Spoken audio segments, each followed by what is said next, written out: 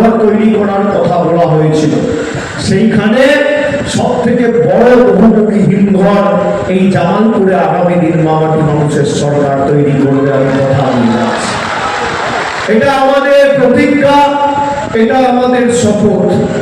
এখানে পথশ্রী রাস্তা স্ট্রিটে প্রায় এখানে 140 কোটি টাকার রাস্তা গত 2 বছরে হয়েছে। 287টা রাস্তা নির্মাণ, পুনর্নির্মাণ এবং সংস্কার করা হয়েছে। সব মিলিয়ে 405 কিলোমিটার রাস্তা, খরচ হয়েছে প্রায় 138-139 কোটি টাকা। এর মধ্যে 10 পয়সার অবদান কেন্দ্র সরকারের নেই। আমি আপনাদের বলি, এখানে 2,68,00,000 টাকা ব্যয় করে জামালপুরের বেরু গ্রামের চক্ষনজালি থেকে বলাগড় পর্যন্ত 5.5 কিলোমিটার রাস্তা, 1,20,00,000 টাকা ব্যয় করে চক্রপাল পিচ রাস্তা থেকে পাত্রপাড়া ভায়া মাঝিপাড়া হয়ে চক্রপাল প্রাইমারি স্কুল পর্যন্ত দীর্ঘ 2 কিলোমিটারের রাস্তা। এখানে 1,12,00,000 টাকা ব্যয় করে জামালপুর থানা থেকে রসুলপুর মসজিদ তলা হয়ে গোপাল ভান্ডারীর বাড়ি থেকে স্বাস্থ্য কেন্দ্র পর্যন্ত দীর্ঘ 3 কিলোমিটারের রাস্তা কে করেছে? মমতা বন্দ্যোপাধ্যায়ের সরকার করেছে। জামালপুর বিধানসভা এলাকায় 300টির বেশি ঠান্ডা পানীয় জলের আউটলেট করা হয়েছে পথচলতি মানুষের, সেখানে যাতে কোনো অসুবিধা না হয়, ঠান্ডা জল পান। বিভিন্ন শীত ভালো পড়েছিল, চাষও ভালো হয়েছে। সাধারণত এক বিঘে জমিতে প্রায় 60 বস্তা 65 বস্তা আলু চাষ হয়, এবার সেটা বেড়ে 120-130 বস্তা হয়েছে, যার কারণে অনেকে অভাবে বিক্রি করেছে। আমি কথা দিচ্ছি, জামালপুরে বহুমুখী হিমঘরের সাথে সাথে আগামী এবছর থেকে সরকার যখন সিদ্ধান্ত নিয়েছে যে আলাদা করে কৃষি বাজার তৈরি হবে, হিমঘর তৈরি হবে, আগামী দিন উৎপাদন বাড়লেও কেউ চিন্তায় থাকবেন না। তার কারণ আগামী দিন থেকে আপনাদের অভাব বিক্রি করতে হবে না। যতই উৎপাদন হোক আপনারা আলুর দাম পাবেন। নরেন্দ্র মোদীর সরকার বলছে আমরা আলু চাষিদের পাশে দাঁড়াবো, সাহায্য করব। জেনে রাখুন, বাইরের রপ্তানির ক্ষেত্রে আসামে খালি একটা ট্রেন তারকেশ্বর থেকে চালু করেছিল। বাংলায় হেরে যাওয়ার পরে 9 জুলাই 2021-এ সেই আলু নিয়ে যাওয়ার মালগাড়ি নরেন্দ্র মোদীর জনবিরোধী, কৃষক বিরোধী, আলু চাষি বিরোধী সরকার বন্ধ করে দিয়েছে। আমার চ্যালেঞ্জ, যদি ওরা প্রমাণ করতে পারে কোন সাহায্য সহযোগিতা একটা আলু কৃষকের জন্য, আলু চাষির জন্য করেছে, আমি এদের কাছে কোনোদিন, আমি আপনাদের কাছে কোনোদিন তৃণমূলের হয়ে ভোট চাইতে আসবো না। আমার চ্যালেঞ্জ, এখানে জামালপুরে প্রায় আবার বাতিপ্রতিম ভুটান মালিক সহ এখানে আরো 2 প্রার্থী আমাদের সভামঞ্চে উপস্থিত রয়েছেন। মন্তেশ্বর বিধানসভার তৃণমূল কংগ্রেসের প্রার্থী সম্মানীয় সিদ্দিকুল্লাহ চৌধুরী এবং তৃণমূল যুব কংগ্রেসের পূর্ব বর্ধমান জেলার সভাপতি আমার সহকর্মী রাসবিহারী হালদার সহ আমি সবাইকে, বর্ধমান পূর্ব লোকসভা কেন্দ্রের সাংসদ রয়েছেন ডক্টর শর্মিলা সরকার, গার্গী রাহা, সন্দীপ বসু, স্বরাজ ঘোষ, আলোক টুকু, জাকির হোসেন, গীতা বংশী, পদ্মাদিত্য ব্যানার্জি, অন্তপুর নায়ক, সুভাষ মন্ডল, মোহাম্মদ ইসমাইল সহ উত্তম হাজারি, কল্পনা সিংহা, শোভা দেব, প্রভাত আলী মন্ডল সহ আমার কৃতজ্ঞতা জানাচ্ছি, ধন্যবাদ জানাচ্ছি। বয়োজ্যেষ্ঠ যারা আছেন তাদের প্রণাম জানাচ্ছি। আজকে বৈশাখ মাসের 4র্থ দিন, আপনাদের সকলকে নতুন বছরের শুভেচ্ছা, সুস্থতা, সর্বশক্তিমানের কাছে প্রার্থনা ভালো থাকে। যে সংখ্যায় আছে সবাই আমার মায়েরা, দিদিরা, সহকর্মী ভাইয়েরা উপস্থিত হয়েছেন। যতদূর চোখ যাচ্ছে মানুষের উপস্থিতি, যে উৎসব উদ্দীপনায় আজকে আপনারা ভূতনাথ আজকে আশীর্বাদ করেছে, আমি আপনাদের কাছে কৃতজ্ঞ। এবং পূর্ব বর্ধমান জেলায় যে ফল তৃণমূল কংগ্রেস 2021 সালে তৃতীয়বার মমতা বন্দ্যোপাধ্যায় মুখ্যমন্ত্রী যখন হয়েছিলেন, আপনারা যে ভূমিকা পালন করেছিলেন, তৃতীয়বার মামাটি মানুষ সরকার প্রতিষ্ঠার ক্ষেত্রে সব থেকে বেশি অগ্রণী ভূমিকা যদি কোনো জেলা পালন করে থাকে, সেই জেলার নাম পূর্ব বর্ধমান। আমি আপনাদের স্যালুট জানাই, আমি প্রত্যেককে স্যালুট জানাই।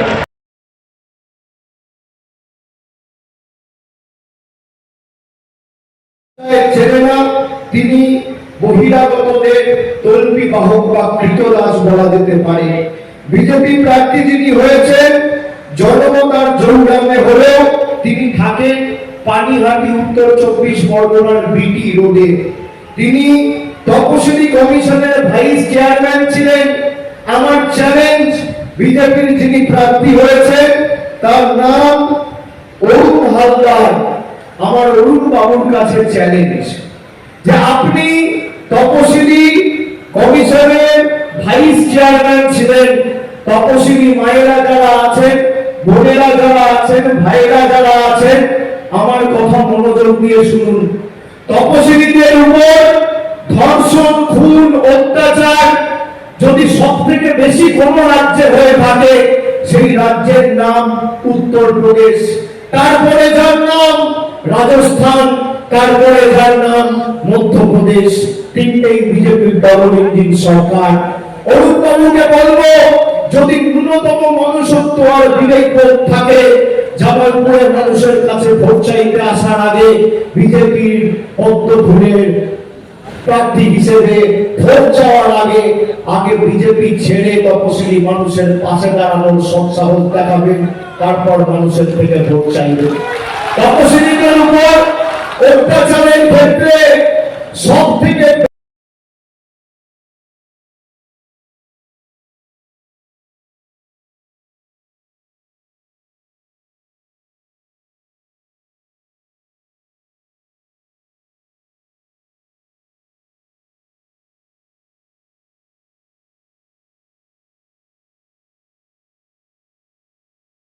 যাওয়ার পরে 9 জুলাই 2021-এ সেই আলু নিয়ে যাওয়ার মালগাড়ি নরেন্দ্র মোদীর জনবিরোধী, কৃষক বিরোধী, আলু চাষী বিরোধী সরকার করেছে।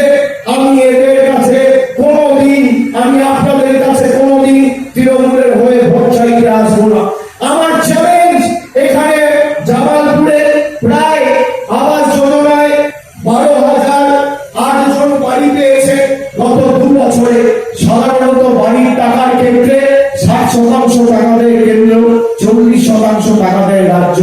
12,000 লোক বাংলার বাড়িতে গত 2 বছরে জামালপুরের দিকে 13টা জিপি, রায়না ওয়ানের একটা জিপি, 14টা জিপি মিলিয়ে প্রায় 76,000 মহিলা প্রতি মাসে লক্ষ্মীর ভান্ডার পাচ্ছে। একটা মহিলার লক্ষ্মীর ভান্ডারের ক্ষেত্রে 10 পয়সা কেন্দ্র সরকারের অবদান নেই। এখানে জামালপুর বিধানসভায় 13,604 জন যুব সাথীতে 1500 টাকা পেয়েছে। মমতা ব্যানার্জির সরকার ঘোষণা করেছিল ফেব্রুয়ারি মাসে, আর মার্চ মাসে টাকা ঢুকে গেছে, এপ্রিলে ঢুকে গেছে।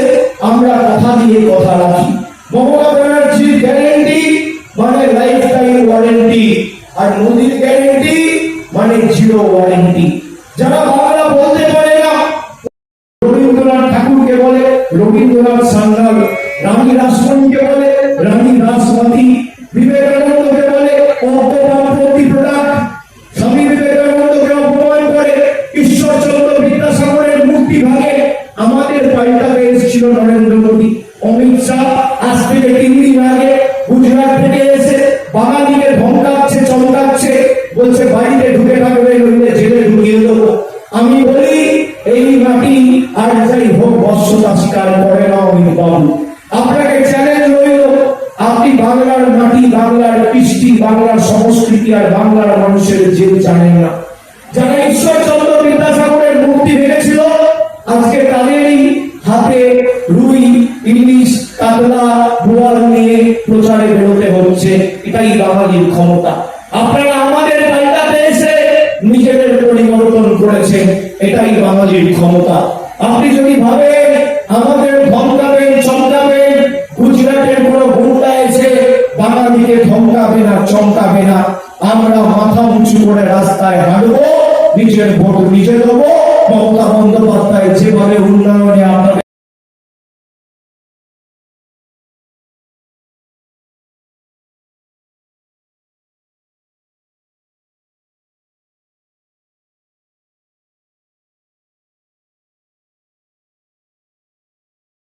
পারবে, বয়সে কম, অত্যন্ত তরুণ নবীন ছেলে, তাকে জেতান।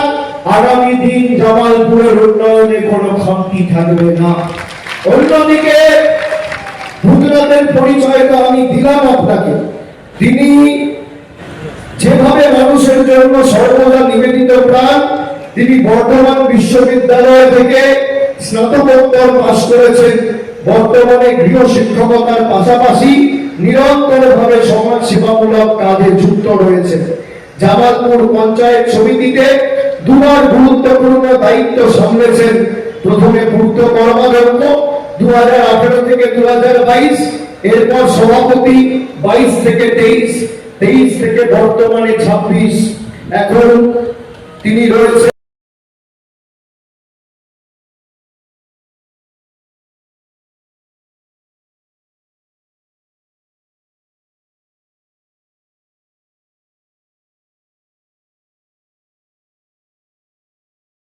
এখানে অনেক আলু চাষি ভাইরা থাকেন। এখানে আপনাদের দীর্ঘদিনে দাবি কোল্ড স্টোরেজ হিমঘরে রয়েছে। শুধু আলু নয়, অনেক রকম শাকসবজিও এই জামালপুরে হয়।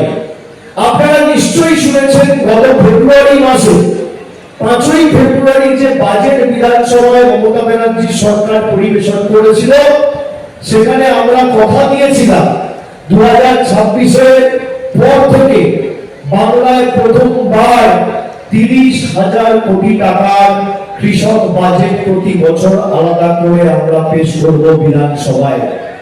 এবং শুধু তাই নয়, বাংলায় বিভিন্ন প্রান্তে 50টা নতুন বড় বহুমুখী হিমঘর তৈরি করার কথা বলা হয়েছিল।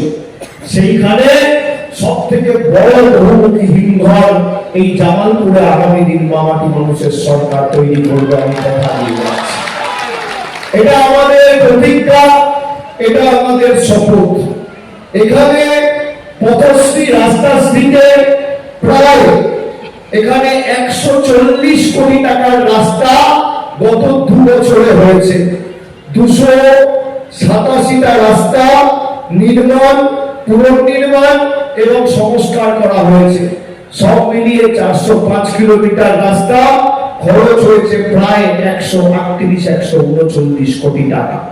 এর মধ্যে 10 পয়সার অবদান কেন্দ্র সরকারের নেই। আমি আপনাদের বলি, এখানে 2,68,00,000 টাকা ব্যয় করে জামালপুরের বেলুগ্রামের চক্ষনজারি থেকে বলাগড় পর্যন্ত 5.5 কিলোমিটার রাস্তা, 1,20,00,000 টাকা ব্যয় করে চক্রপালের পিচ রাস্তা থেকে পাত্রপাড়া ভায়া মাঝিপাড়া হয়ে চক্রপাল প্রাইমারি স্কুল পর্যন্ত, দীর্ঘকালীন বাড়ি থেকে স্বাস্থ্য কেন্দ্র পর্যন্ত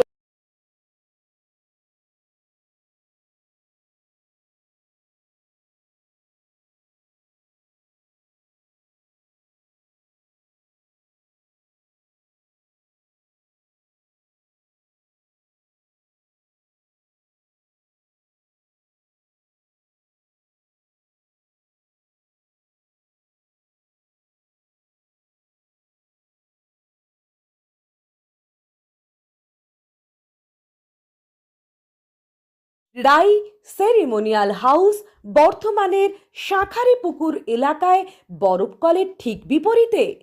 এখানে মধ্যবিত্ত থেকে শুরু করে সমস্ত মানুষের সাধ্যের মধ্যেই রয়েছে রাই সেরিমোনিয়াল হাউসের সুযোগ সুবিধা।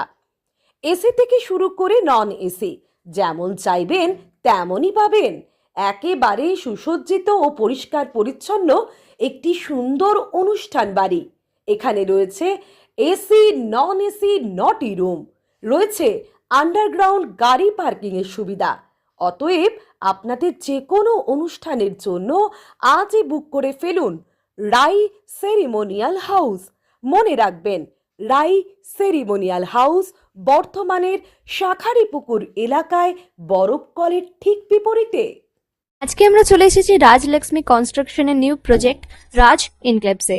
এটি অলমোস্ট 52 কাঠা এরিয়া নিয়ে তৈরি হচ্ছে। এটির দুটি ব্লক, ব্লক এ তে রয়েছে 12 ফ্লোর আর ব্লক বি তে রয়েছে 4 ফ্লোর। এখানে আপনারা পেয়ে যাচ্ছেন বাজেট অনুযায়ী 1 BHK, 2 BHK and 3 BHK flat.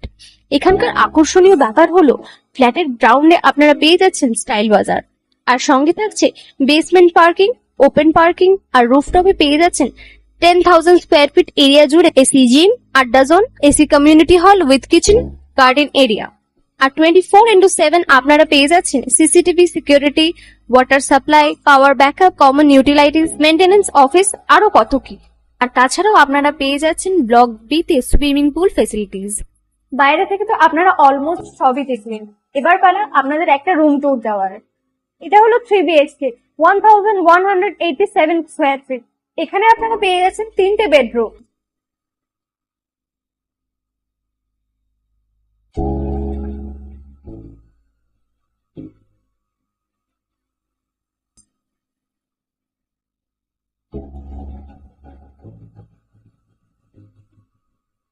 তাছাড়াও আপনারা পাচ্ছেন ডাইনিং এরিয়া, সাথে একটা কিচেন, দুটো বাথরুম, সঙ্গে সাউথ ফেসিং ওপেন ব্যালকনি।